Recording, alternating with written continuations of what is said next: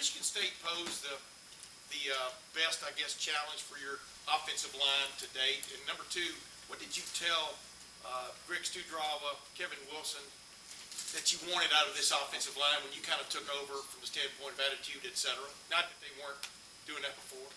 Yeah, this definitely is the biggest challenge. This is one of the best run defenses in the last decade in the country in the Big Ten. So, yeah, we got a huge challenge. Really good players up there, guys we played against last year that we struggled with. So, yeah, major challenge. And conversations about our line has always been, want to be tough. We want to be guys that are physical, that roll off the ball, and the tip of the spear. And we want to run the football here, and they're the ones that get that thing going. Second row right, Nathan. On your radio show, you had mentioned JK's versatility, kind of in contrast with Master. But Master also has receptions the last 2 weeks. I'm just wondering, is that something that just naturally came from his being in the game at that time, or have you seen something from him in practice, a growth in that skill set that you trusted him more? We kind of just roll guys, whether it's receivers or running backs, tight ends. We just roll them. We don't really look to see who's in the game, and he's been working on his pass protection, working on routes and things like that, and so that just comes up naturally within the game.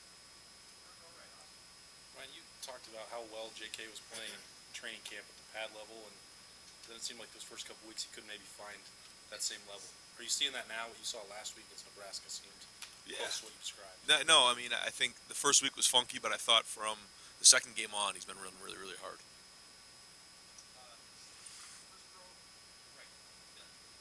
A Drew Crispin question. He kind of joked about his lack of use last week.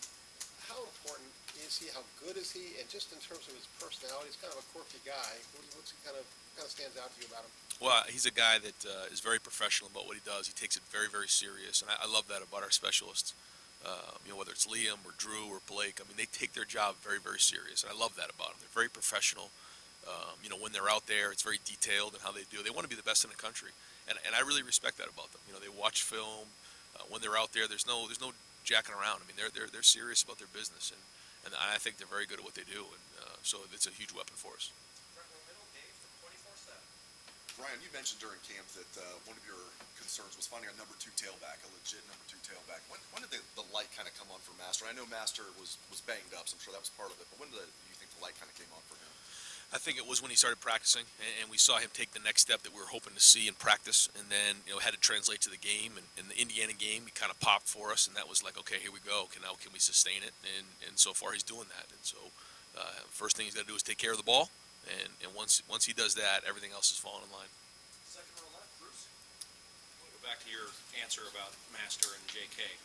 You said you don't really keep track of who's in the game. You roll guys. I mean, that's a testament to your depth. It's not always the way it is everywhere. Well, it's hard to, whether it's tight ends, receivers, even in the O-line sometimes. I mean, to organize all that to say, okay, we're going to have this guy in the game on this play, it just doesn't work. And I think the way we teach concepts, the way we teach plays, we want versatility. And if some guy does something really, really well, then we obviously, we try to enhance that. But the things that they don't do well, we just try to work on those things so that those guys can play in the game. Because when you're playing with tempo, when you're calling plays, you can't really worry too much about the game. Is it game ready? Is the play game ready? And are those players ready to go play in a game? Are they at starter level? If they are, then let's put them in the game and let's go play. Second row right, Dan. Ryan, the Big Ten announced yesterday that it was suspending Nebraska defensive linemen for something that happened in the first quarter of last week's game. Just was wondering what happened from your vantage point there, and is that something you were involved in bringing to the Big Ten's attention? I mean, on a weekly basis, we call plays in and talk to those guys about different penalties or different things that we see. So nothing out of the ordinary from us. And yeah, there was some things that were going on after the whistle on that play, and the Big Ten made their decision, and so we obviously support that. Coach, a lot of your players have talked about the thing being special about this team is their camaraderie. What role does the coaching staff play in establishing that? Well, I think it starts with the coaching staff to begin with. I think that the chemistry of the coaching staff has to be, really tight, and then it goes from there. But it's something that we've been pounding right from last January, is that if you want to have a great team, there has to be that respect for each other, that love for each other, and love from player to player and then player to coach. And I think that's the ultimate motivator. and I do feel that, and I really hope that the leaders of this group don't let go of that, and they grab on real tight and don't let go.